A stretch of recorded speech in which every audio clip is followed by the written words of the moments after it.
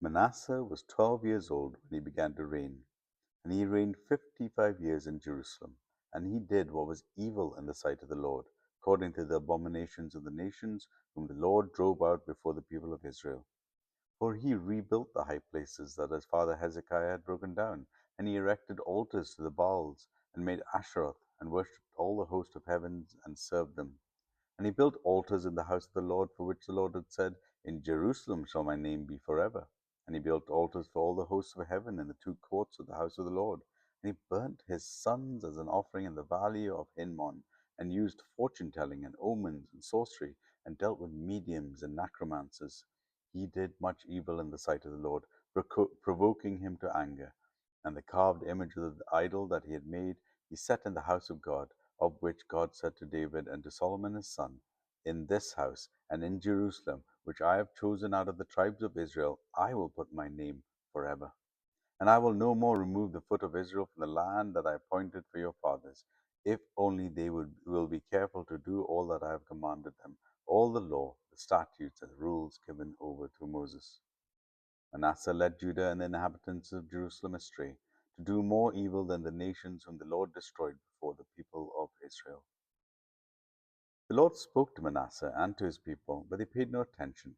Therefore the Lord brought upon them the commanders of the army of the kings of Assyria, who captured Manasseh with hooks and bound him with chains of bronze and brought him to Babylon.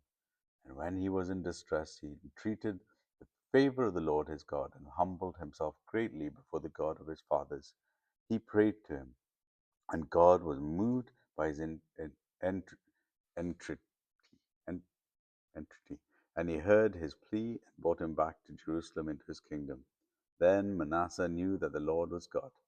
Afterwards, he built an outer wall for the city of David, west of Gihon, in the valley, and for the entrance into the fish gate, and carried it round Ophel, and raised it to a very great height. He put commanders of armies in all the fortified cities of Judah, and he took away the foreign gods and the idols from the house of the Lord, and all the altars that he had built on the mountain of the house of the Lord and in Jerusalem, and he threw them outside the city. He also restored the altar of the Lord, and offered it sacrifices of peace offerings and of thanksgiving, and he commanded Judah to serve the Lord, the God of Israel. Nevertheless, the people still sacrificed in the high places, but only to the Lord their God.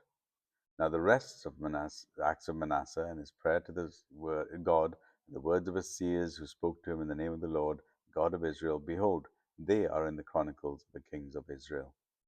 And his prayer, and how God was moved by his entreaty, and all his sin and his faithlessness, and the sites on which he built high places and set up the ashram and the images before he humbled himself, behold, they are written in the chronicles of the seers.